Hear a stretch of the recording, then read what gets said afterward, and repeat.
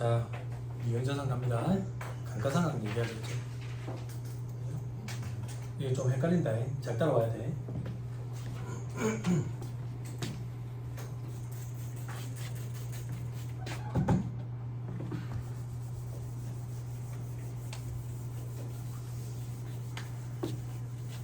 방향을 딱 잡아줄 테니까 방향 그대로 암기하세요. 자, 양도자산의 감가상각 시부인 계산이 돼 있죠. 그죠? 밑에 처분손익 세무조정이 되고 법인세법부터 해보자. 공부했던 거. 양도한 자산에 기중에 양도한 자산에 대해서 시부인 계산을 해야 안 해? 안 하지. 감가상각을 안 한다는 얘기가 아니야. 시부인 계산을 해간다는 얘기는 시인 부족액이 발생했는지 아니면 상각 부인액이 발생했는지 그거 여부를 판단해 보는 게 시부인 계산을 해야 한다 했다고. 시부인 계산 안 한다 해봐야 추인되니까. 그리고 유보잔액 남은 건 어떻게 하지? 추인시켰죠. 그죠? 자, 이제 소득세법을 봐봐. 소득세법. 소득세법은 기중에 양도한 자산에 대해서는 시부인 계산을 해. 됐죠? 할 때 어떻게 하는데? 모랄로 한다고. 됐죠? 자, 그리고 밑에 처분손익 세무조정 봐봐. 유보잔액 어떻게 할 거냐 이거야. 유보잔액. 간편장부 대상자는 처분이익에 대해서는 총수익금액 불산입시켜. 처분소지는 필요금액 불산입시키고. 왜? 과세 제외야. 열거되어 있지 않다고. 사업용 유형 고정자산 처분손익에 대해서는 과세하지 않아. 열거되어 있지 않기 때문에. 그러면 과세를 어떻게 안 하는데? 처분손익, 처분이익이 있으면 총수익금액에 불산입시키면 되고, 처분소실이 있으면 필요금액 불산입시키면 되지. 됐죠? 이미 다 그 과정을 끝냈기 때문에 유보잔액 추인 이런 거 할 필요도 없어. 유보잔액이 만약에 남아있으면 장부에서 지우개로 그냥 지우고 끝나요. 됐어요? 됐어요? 자, 2-67페이지 봐봐. 2-67페이지 저 밑에 별표시 2번. 건물 유보잔액 추인 과정에 이해가 돼 있죠? 그때 밑에 개인을 봐봐. 상각 부인액이 있대. 그만큼 필요금이 불산입된 게 있겠지. 그러면 유보돼가지고, 그지? 그래서 부인액만큼 회사는 감가상각을 더 많이 했을 거고, 감가상각 누계액이 더 많을 거고, 그럼 장부는 더 작게 잡혀 있을 거고, 처분이익은 더 많이 잡혀 있겠지. 상관없다 이게 얘기야. 왜? 처분이익 자체를 그냥 총수익금액에서 불산입 시켜버린다고. 그러니까 유보잔액은 따로 추인시키는 세무조정을 할 필요도 없다고. 이미 다 부인됐기 때문에. 그래서 장부에서 그냥 제거만 시키면 돼. 여기까지 이해됐어요? 다시 돌아오세요. 2-66페이지 두 번째 칸에 다시 돌아왔어요? 됐어요? 자, 제 얘기 들으세요. 근데 법이 개정이 일어났어요. 어떻게 개정이 일어났는데, 개인 사업자들 사업용 유형 고정자산 처분손익에 대해서 과세를 안 했더니 장난치는 일들이 벌어진 거야. 예전에 한번 소개해줬는지 모르겠는데, 모텔은 대실해가지고 먹고 사는 데가 아니라 모텔 건물 매매한다 있잖아. 기억나요? 그죠? 모텔 건물 매매할 때 소득세가 너무 많이 터져 나오니까 건물 중에 일부 중고자산, 모텔 안에 있는 침대, 컴퓨터, 테레비, 에어컨 이런 거 쓰던 자산을 팔았지. 중고지, 중고가 값이 어딨어. 그걸 둘 사이에서 장난치는 거야. 뻥튀기 시키는 거지. 계약서에. 그래서 건물값은 다운시키는 거지. 그렇게 해가지고 세금을 회피하는 그런 경향들이 과거에 있었어. 그래서 법이 개정을 일으켜가지고 사업용 유형 고정자산 처분 손익에 대해서 개인 사업자도 과세를 할게. 다만 복식부기의무자들만. 그래서 책을 보세요. 동그라미 2번. 복식부기의무자 사업용 유형 고정자산 처분 손익에 대해서 과세를 한다고.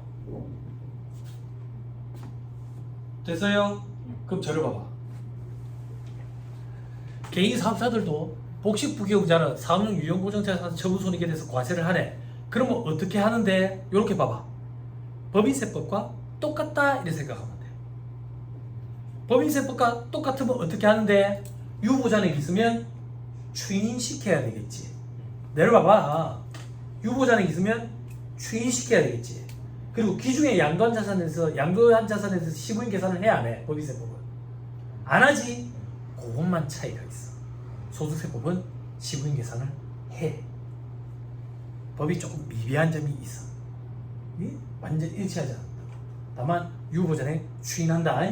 그리고 시부인 계산도 해. 됐어요? 여기까지 됐어요? 방향 잡아준다 했다. 잘 따라와야 돼. 복잡하니까.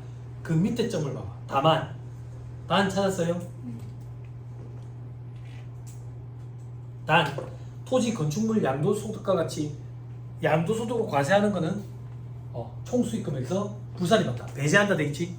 그지? 자, 요거는 뭔데? 토지 건축물 양도로 인한 소득은 양도소득세 과세 대상이지 사업소득으로 과세 안 하겠다 그 얘기야. 그럼 어떻게 할 건데? 총수익금에서 부산을 시킨다. 됐나요?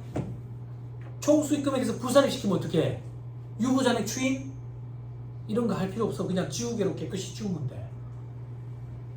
됐나요? 됐어요? 자, 여기서 조금만 더 가자. 조금만 더. 이건 내가 실제 경험한 거야. 실무 강의할 때마다 항상 소개해 주는데 여러분들이 잘 여기서 안 해본 것 같은데, 동그라미 2번 복식기부기 의무자의 첫 번째 점 밑에 괄호에 건설기계 이렇게 돼 있지. 그지? 건설기계. 이게 뭐냐면 추레라 이런 거야. 크레인 이런 거. 포크레인 무슨 크레인 이런 거. 그지? 4억 5억씩 이렇게 도로 막 폭이 넓어가지고 도로를 막 넘쳐서 가는 거. 그지? 이런 건설기계는 사용을 하다가 나중에 팔면 처분 이익이 발생해. 처분 이익이 발생하는 이유는 이 사람들이 처음에 취득을 할 때는 옷을 싹 뺏겨라고 취득세를 낸다고. 특장을 올려야 돼. 이 사람들 특장을 올려야 된다고. 근데 취득세 과세 부담을 회피하기 위해서 사람으로 따지면 옷을 싹 뺏겨가지고 과세를 하고 취득을 하고 나중에 팔 때는 옷을 싹 입혀서 판다고. 그래서 처분 이익이 발생해. 쓰던 걸 팔면 어떻게 처분 이익이 발생해? 중고인데 이렇게 생각할 수 있잖아. 근데 특장 때문에 그래. 특장. 그래서 사업용 유용 보존자산 처분이익에 대해서 과세를 하겠다라고 법이 개정이 됐을 때 건설기계 관련 종사자들이 데모를 크게 했다고. 어떻게? 크레인으로 고속도로를 막았어. 고속도로에 그냥 주차시켜버렸다고. 그래가지고 정부에서 한 발 물러서가지고 건설기계는 2019년 말까지만 과세를 유예하겠다 이랬다고. 그게 엄청나게 큰 혜택이야. 특례야. 근데 2019년이 도래한 거야. 그때 부산에서 두 번째 손가락 안에 두 번째라고 얘기하는 건설기계 사업주가 내한테 장부를 맡기고 있었어. 근데 2019년 말이 됐으니까 이제는 과세가 되잖아. 이 사람들이 다시 또 단체 행동을 할 거래.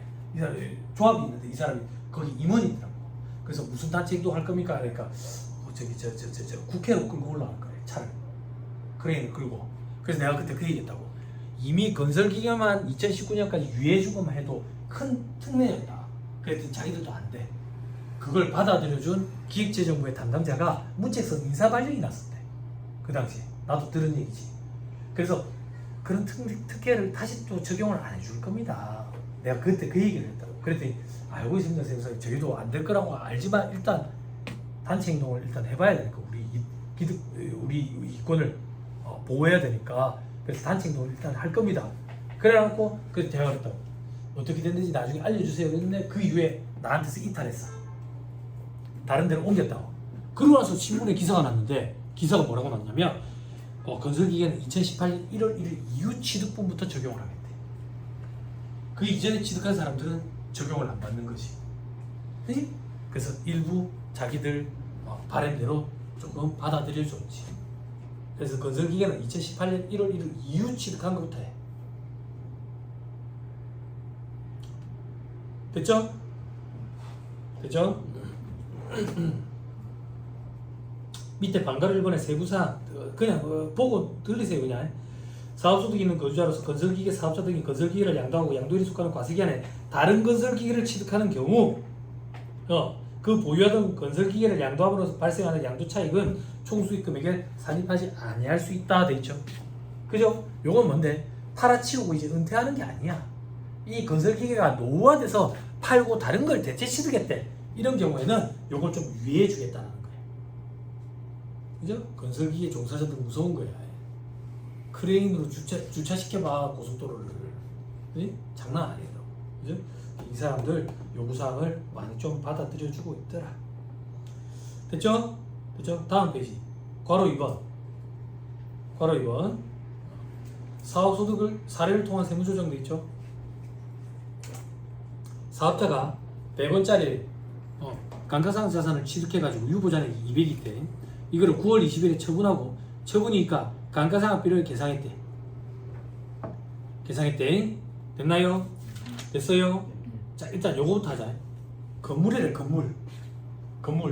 법인세법은 유보잔액 추인하지. 그리고 시부인 계산 안 하지. 자, 소득세법으로 가자. 소득세법인 경우에 건물이래. 일단 간편장부 대상자래. 그러면 그런 거 안 하지. 왜? 총수익금액 불산입 시켜버리잖아. 총수익금액 불산입 시켜버리니까 유보잔액 추인 이런 거 안 해. 그리고 시부인 계산은 행하지. 그지? 기준에 양관자산에 대해서 시부인 계산 한다 했잖아. 그죠? 근데 만약에 복식부기 의무자래. 복식부기 의무자는 사업용 유형 고정자산 처분 손익에 대해서 과세하지. 근데 건물이라네. 양도소득으로 과세할 거라고. 그럼 사업소득으로 과세 안 하니까 총수익금액 불산입 시키고 유보잔액은 지우개 깨끗이 지우면 되고 시부인 계산만 행하면 되네. 됐어요? 됐죠? 다음 페이지. 만약에 이게 기계면 어떻게 한대? 기계면 법인세법 유보잔액 추인하고 시부인 계산 생략하지. 그지? 소득세법은 어떻게 한대? 간편장부 대상자면 총수익금액 불산입 시키고 유보잔액 깨끗이 지우개로 지우고 시부인 계산 행하면 되겠네. 됐지? 만약에 복식부기 의무자면 어떻게 할 건데? 복식부기 의무자면 유보잔액 추인하고 그지? 그리고 시부인 계산 행한다. 됐죠? 시부인 계산 행하는 것만 법인세법이랑 차이가 있다더라.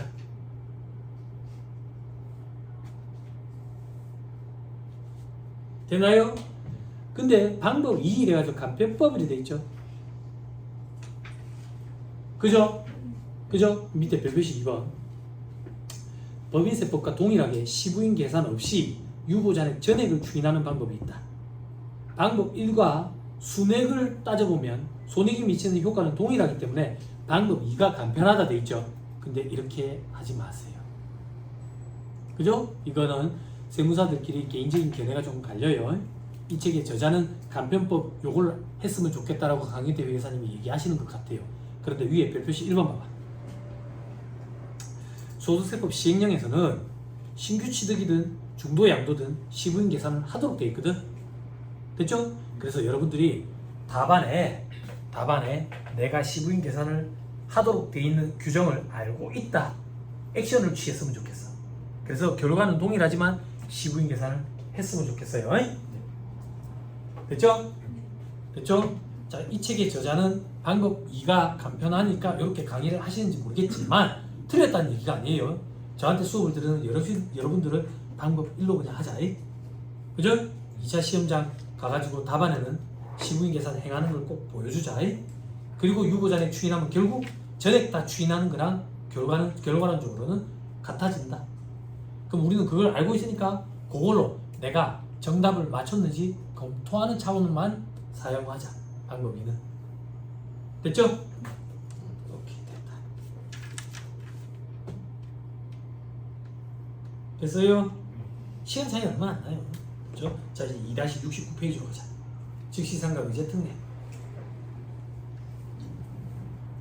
즉시상각 의제 특례 규정에 법인세법이 요거 기억나요? 시설의 개체나 기술의 낙후로 인해서 생산설비 일부를 폐기하는 경우, 처분한 게 아니야.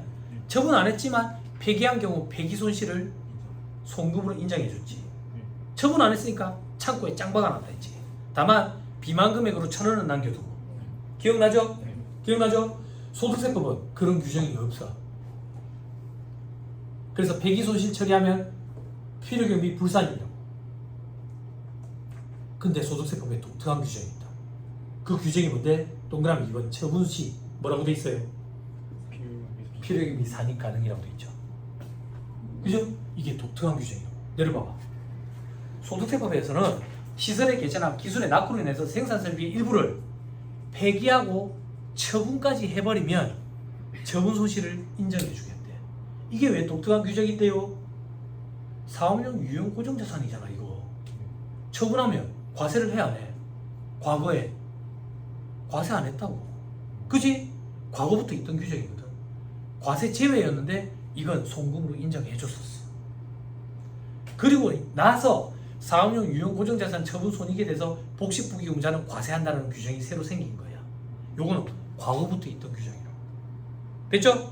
시설의 개체나 기술이 낙후로 해서 생산성비 일부를 폐기하고 처분까지 한 경우에 처분 손실 필요 경비에 산입이 가능해. 됐죠? 됐죠? 자, 밑에 별표시 법 규정. 다음 중 어느 하나에 해당하는 경우, 어떤 경우? 동그라미 1번 시설의 개체나 기술의 낙후로 생산성비 일부를 폐기한 경우, 요것만 보면 폐기 손실을 인정해 준다는 것 같잖아. 착각하면 안 돼. 폐기 손실 인정 안 해줘. 처분 손실 인정해 준다고. 어디까지 읽어야 되는데, 이 경우에는 그 자산의 장부가액과 처분가액 차액을, 처분가액과 차액이라는 얘기는 처분을 했다는 얘기야. 그 차액을 필요경비에 산입을 할 수 있다고.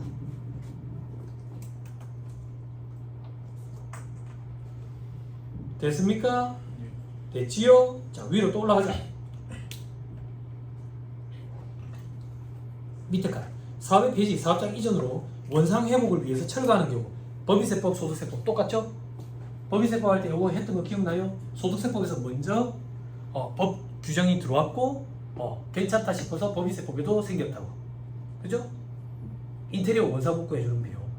그죠? 경비 처리해야 했지. 송금 인정. 소득세법에서는 필요경비에 산입할 수 있다. 됐나요? 됐죠? 오케이, 됐습니다. 저 밑에 사례를 통한 세무조정의 오른쪽에 소득세 밑에 복식부기든 간편장부든 동일하다 돼 있죠? 그죠? 그러니까 이거는 과거부터 있던 규정이에요. 복식부기 의무자, 간편장부 대상자 구분 없이 다 해준다 그 얘기예요. 됐죠? 오케이, 넘어갑니다. 자, 업무용 순차 규정.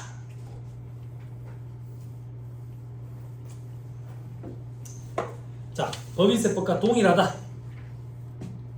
동일하다. 됐죠? 다만 이런 차이점은 있다. 됐죠?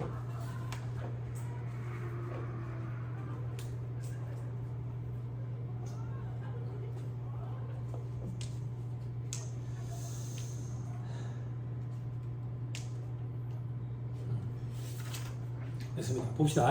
자, 업무용 순차 관련 비용의 특례 규정에 소득세법은 복식부기의무자만 대상이야. 간편장부 대상자는 대상이 아니야. 됐죠? 그리고 밑에 괄호에 업무사용금액 계산 방법에 괄호 1번 원칙, 업무용 자동차 등록 번호판 부착 의무와 업무 전용 자동차 보험 가입 의무 이런 거 없어. 업무용 자동차 등록 번호판 이거 8천만 원 넣는 거, 그저 초록색 번호판 법인세법에만 있는 규정이다 그 얘기야. 소득세법에 이런 규정 없어. 그리고 업무 전용 자동차 보험 가입 의무도 없어. 왜? 개인이 업무 전용 자동차 보험 가입 의무가 있으면 개인 차량이니까 일단 보험 가입해야지. 그리고 업무 전용 자동차 보험 가입해야 되니까 이중으로 보험을 가입해야 되는 이상한 일이 생긴다고. 그래서 소득세법에는 업무 전용 자동차 보험 가입 의무가 원칙적으로 없었어. 그래서 원칙에 돼 있어. 원칙에 가입 의무가 없으니까 이런 거랑 무관하게 업무 사용 금액 전액을 필요경비로 인정해줘. 됐죠? 그런데 괄호 이번에 사업자별로 한 대를 제외한 나머지 차량의 경우 업무 전용 자동차 보험에 가입해야 돼. 됐어요? 이건 어떤 경우인데 차가 2대 이상이야. 그러면 한 대를 제외한 나머지 한 대는 업무 전용 자동차 보험을 가입해야 된대. 한 대만 경비 처리하고 싶으면 업무 전용 자동차 보험 가입할 필요 없어. 2대 다 경비 처리하고 싶어서 그런 일이 생기는 거야. 다만 한시적으로라는 얘기는 무슨 말인데, 동그라미 2번에 업무 전용 자동차 보험에 가입하지 않은 경우에 특례 적용 대상자, 이 사람들이 누군데? 밑에 별표시 1번에 성실신고 확인 대상 사업자, 그리고 전문직 사자들. 이런 사람들은 업무 전용 자동차 보험에 가입 안 하면 경비 처리 안 해준대. 필요경비 불산입이야. 나머지는 누군데? 나머지 복식부기 의무자들. 이런 사람들은 2025년까지는 50%는 그래도 인정해 주겠대. 보험 가입 안 했더라. 됐어요? 2026년부터는 그때 돼봐서 생각해보자. 그죠? 유예할 수도 있으니까. 됐죠? 그죠? 위에 동그라미 1번 업무 전용 자동차 보험에 가입했으면 업무 사용 금액을 필요경비로 인정해준다. 업무 사용 금액은 어떻게? 비율을 가지고, 주행거리 가지고. 됐죠? 자, 밑에 소득처분 이런 거 없다. 됐죠? 밑에 특례 규정 이런 거 없다. 이거 뭔데? 우병우법 적용 대상 그런 거 없다. 예? 됐죠? 오케이 됐습니다. 다음 페이지. 법의세법이 안 돼 있으면 이제 괴로운 거예요. 그죠? 생짜배기로 또 암기해야 되는 거예요. 그죠? 이게 쌓이는 게 무서운 거예요. 다음 4.1개 추계시 감가상각 의제 적용 대상 돼 있죠? 그죠? 이거 뭐 시험에 안 나올 것 같아요. 소득세 뭐 감가상각 자산 그냥 건축물은 제외가 돼 있는데 그냥 법의세법이랑 같다 이렇게 생각하면 돼요. 넘어갑니다. 말 문제 보기 정도만. 자 밑에 4.7에 자산의 평가 차손익 돼 있죠? 그죠? 법의세법에 외화자산 부채 평가 손익 규정이 있었죠? 화폐성 외화자산 부채 이런 거 가지고 선택했죠? 그죠? 선택 안 하면 평가하지 않는 방법을 선택한 걸로 본다 했죠? 기억나죠? 그죠? 소득세법은 그런 규정이 없어요. 그런 규정이 없으면 어떻게 적용할 건데 평가하면 안 돼요. 됐죠? 평가하지 않는 것이 원칙인 거예요. 이렇게 생각하면 돼요. 평가하면 전부 다 부인돼요. 총수익금의 불산임, 필요이익이 불산임. 됐죠? 동그라미 2번에 상환은 실현된 거죠? 실현된 거니까 소득세법도 인정이 돼요. 됐죠? 다만 사업과 관련된 것만.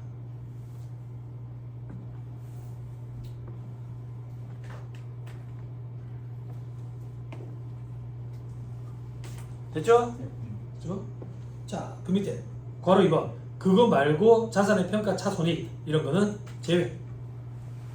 그럼 사업과 관련 없는 평가 차손익이 있습니까? 외화 좀 갖고 있어가지고 은행에다 박아놨는데 그 외화 차익이 생겼다고. 그런 거는 상관없다 그 얘기야. 사업과 관련이 있는 것만. 그럼 사업과 관련이 있는 건 뭔데요? 물건 외상으로 팔아가지고 외화밖에 안 가. 그런 거 얘기하는 거지. 그렇죠? 자 밑에 괄호 3번 그거 외의 자산의 평가 손익 돼 있죠? 요거 기억나요? 천재지변, 화재, 범죄에 의한 수용, 채무자의 체인에 의한 유효자산의 평가 평가 손실 그죠? 요즘 인정해 줬던 거. 보험법 기타 법률에 따른 평가 증 그리고 파손이나 부패 등 외관상 객관적인 사유가 발생한 경우에 명백한 경우에 재무자산 평가 손실 그리고 파산 등 이거는 유가증권 평가 손실 기억나요? 소득세법은 그런 규정 자체가 없다 그 얘기예요. 없다. 없으면 주식의 평가 손실은 경비 인정 안 돼요. 그죠? 위에는 뭔데? 좌동 돼 있죠? 그죠? 해운대를 얘기하는 게 아니에요. 이거 좌동이란 말이다. 학생들 요즘 한자 잘 몰라가지고. 그죠? 소득세법 똑같다 이렇게 생각하면 돼. 됐죠? 다만 유가지가가 관련된 규정은 없다. 됐어요?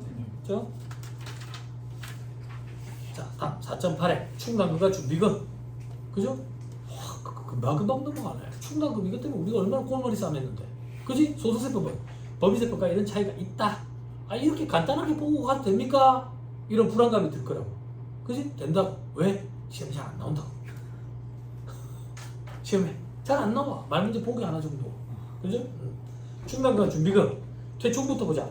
총급의 추계 대상에 대표자 포함되지. 사업에 종사 안 하는 가족은 당연히 제외지. 소득세법은 사업에 종사 안 하는 가족 제외지. 대표도 제외지. 왜 대표는 제외인데? 대표 인건비 그지? 경비 처리 안 됐었잖아. 그랑 똑같이 퇴축 설정 대상도 아니에요. 됐죠? 됐어요? 오른쪽 페이지 맨 위에 별표시 1번 추계액 일시퇴직 기준 추계액과 보험수리적 가정에 의한 추계액 둘 중에 큰 거. 소득세법은 그런 거 없어. 그냥 일시퇴직 기준 추계액만 해. 자 다시 왼쪽에 대손충당금 대손충당금 설정 대상 채권 법인세법 설정 대상 채권 여기에 둘 중에 큰 거 한다 했잖아요. 1%와 단기 대손 실적률. 설정 대상 채권에 법이 어떻게 된다 했어요? 어떻게 암기하라 했어요? 법인세법.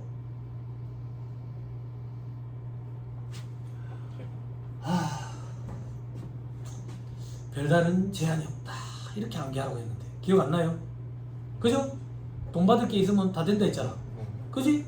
그래서 대여금도 되고 사업용 유효 고정자산 처분된 미수금도 되고 매출 채권도 되고 다 된다 했잖아. 돈 받을 게 있으면 된다 했잖아. 100% 저당권이 설정돼 있어도 되고 국가로부터 받을 것도 되고 다 된다 했잖아. 그래서 별다른 제한이 없다 이렇게 암기하라 했잖아. 소득세법은 제한이 있어. 제한이 있다고. 어떻게 제한이 있는데 매출채권 된다고. 대여금 안 된다고. 대여금은 왜 안 되는데요? 돈을 빌려주면 거기에 소득이 뭐가 붙지? 이자가 붙지. 이자 소득 과세 대상이라고. 사업소득과는 관련 없어. 이렇게 생각하면 편해. 그러면 요거 하나만 생각하면 되지. 사업용 유용고정자산 처분된 미수분. 요거는 소득세 계산할 때 대손충당 설정 대상 채권에 들어갈까 안 들어갈까? 간표자부 대상자는 과세 지역이니까 안 들어갈 거고, 복식부경자는 과세 대상이니까 들어갈 거고, 세법에 명문화된 규정은 없지만 예규를 살펴보면 그렇게 돼 있다고. 됐죠? 됐죠? 암기하세요. 됐죠? 자, 그 밑에 일시상환 충당금, 압축이자 충당금 이런 거 있죠? 그죠? 법인세법은 어땠어? 국고보조금, 공사부담금, 모험차익 세 가지가 있었는데 소득세법은 공사부담금 이런 건 없다더라. 설정 방법은 신고조정에 의한 송금사례 이런 건 안 돼. 그지? 이제 감사를 받는 게 아니니까 다 결산 조정이 가능해. 됐죠? 자, 4.9 재고자산을 가사용으로 사용 소비하거나 종업원의 타인에게 제공할 때 법인세법은 별도 규정이 없어. 그렇지만 부당이익 계산 부인에 해당하면 시가상각액을 입금살입했지. 그지? 그지? 그리고 물건이 없어졌으니까 송금살인 마이너스 유보로 잔고에서 떨어내야 된다고. 소득세법은 시가상각액을 총수익금액에 산입한다는 명문화된 규정이 있어. 그리고 물건 없어졌으니까 필요금비 산입도 시켜야지. 그러면 법인세법과 방향이 똑같네. 됐죠? 됐죠? 부가가치세법은 시가를 과표에 집어넣어가지고, 그죠? 간주공급으로 과세하지. 그죠? 오케이. 다음 페이지 관련 소득세법 규정 볼 필요 없어요. 자, 4-10에 기부금. 와우, 기부금. 법인세법과의 차이 이렇게 되어 있죠.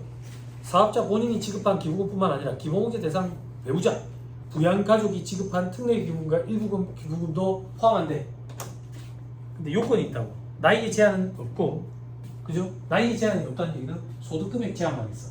나중에 우리 종합소득공제 파트에서 공부할 건데, 나이에 제한이 있고 소득금액 제한이 있다는 얘기는 내 가족이 소득이 없다고. 근데 무슨 돈으로 기부했냐 이거야. 내가 준 돈으로 기부했겠지. 그래서 내가 기부금 공제를 받는 거야. 됐어요? 됐죠? 자, 밑에 현물 기부금 평가가 돼 있죠. 특례 기부금, 일반 기부금, 비지정 기부금. 소득세는 무조건 둘 중에 큰 거야. 원래 소득세법이랑 법인세법이랑 똑같이 둘 중에 큰 거였어. 근데 법인세법이 개정을 일으켜가지고 특례 기부금과 특수관계 없는 자에 대한 일반 기부금은 장부가액으로 바뀌었어.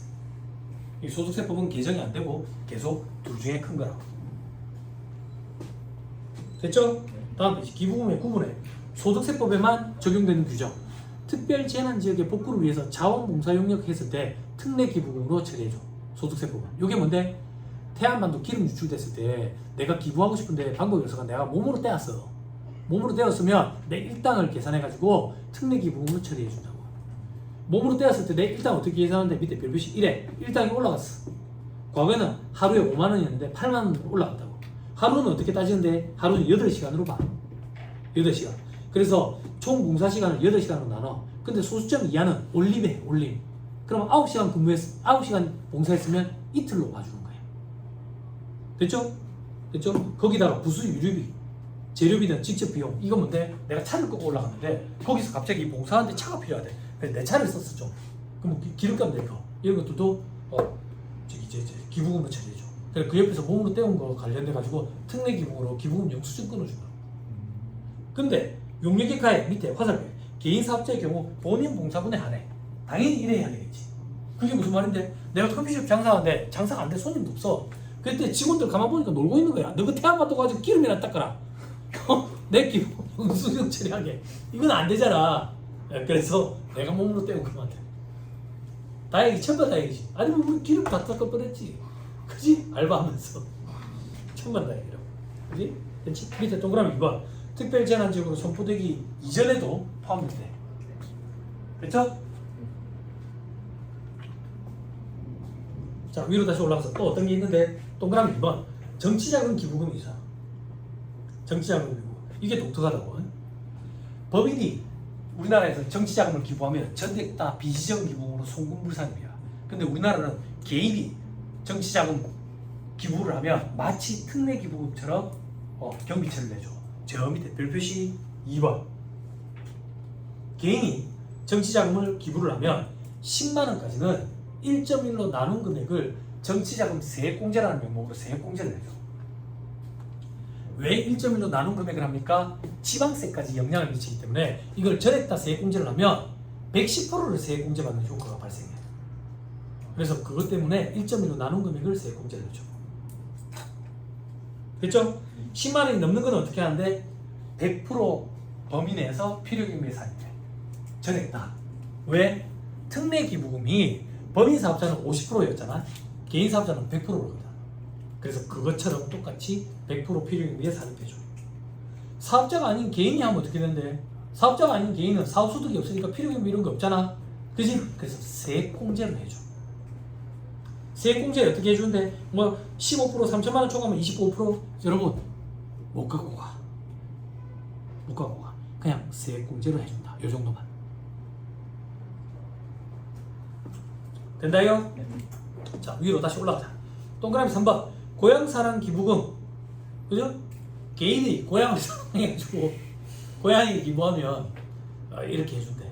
그지? 요거 처음에 규정이 나왔을 때 제가 그랬거든. 나는 고향이라고 생각하는 데는 중국인데. 중국인데. 그럼 나는 기부할 방법이 없네? 그런 얘기가 있을 거 아니야.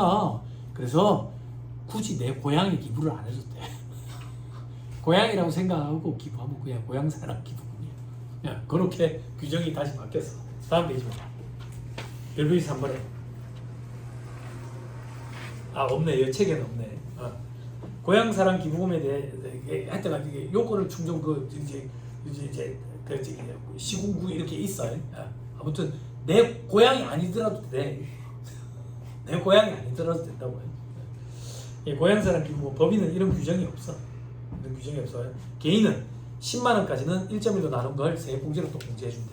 마치 정치자금 기부금처럼. 그리고 나머지는 100% 한도 내서 필요경비에 산입한대. 사업자가 아닌 사람은 뭐 이렇게 세액공제를 또 해준대. 그 정도만. 너무 복잡해. 다시 돌아가. 그리고 동그라미 4번에 이런 게 있다 하더라. 그냥 사회화는 기부신탁 이런 게 있다 하더라. 그리고 동그라미 5번에 교원단체, 공무원 직장협의회 이런 거 회비 이런 거는 기부 일반 기부로 본다. 법인세 법에는 없는 규정이었다. 자, 넘어갑니다. 2-77페이지. 자, 기부금 필요경비 어떻게 차감하는데 정치자금 특례 기부금은 기준금액의 100%, 우리 사주적 기부금은 30%, 일반 기부금은 10% 곱하는 게 있고 더하는 게 있네. 20%를. 그지? 근데 동그라미 1번에 종교단체 기부금이 있는 경우, 동그라미 2번에 종교단체 기부금이 없는 경우에는 30% 되겠지. 자, 이건 무슨 말이냐면 일반 개인들이 기부하는 거니까 대부분이 다 종교단체 기부금이 들어야 돼요. 교회 11조라든지 이런 거. 그러니까 종교단체 왜 좀 기부를 해라 그 얘기라고. 종교단체 왜 기부를 하면 20% 한도 내에서 추가로 더 혜택을 줄게. 그러면 종교단체에 기부한 게 없으면 전액 다 종교단체 왜 기부한 거지. 그럼 10%에 20% 더하니까 30%가 되는 거야. 요 산식이 그걸 의미하는 거야. 됐죠? 자, 밑에 기준금액은 어떻게 계산하는데 차감한 소득금액에 기부금 더하고 이월결손금 뺀다고 돼 있네. 법인세법이랑 동일하지. 근데 계산은 법인세법에서 등장해. 소득세법에 신경 쓰지 마. 소득세법에 등장하고 어떻게 하는데요? 대부분이 다 준비부 다 틀려. 어려워가지고 너무 스트레스 받지 말자. 됐죠? 다만 밑에 동그라미 2번 법인세법에는 기준소득금액의 80% 한도로 이렇게 차감하는 게 있었지. 소득세법에는 그런 규정은 없다. 그리고 동그라미 1번에 발생기준에 제한이 있는 이월결손금, 요거는 범위가 똑같다. 됐죠? 됐죠? 요 정도만 합시다. 기부금 세액공제는 아예 강의도 안 할 거야. 못 갖고 갈 거거든. 어려워가지고. 그지? 기부금 지금 필요경비 집어넣는 거. 사업소득자들. 일부만 좀 받다. 계산은 법인세법에서 등장할 거니까 거기서만 대비. 소득세법에서 등장하고죠. 등장했는지 기억도 안 날 거야. 기억도 안 날 거야. 2차 시험에서는요. 2차 시험에서는 거기까지 풀지도 못해. 시간이 부족해서. 그래서 너무 스트레스 받지 말자. 다음 시간에 오시면 점대비부터 합시다. 자, 요 정도 하시죠. 강의 듣느라 고생 많았습니다. 수고하셨습니다.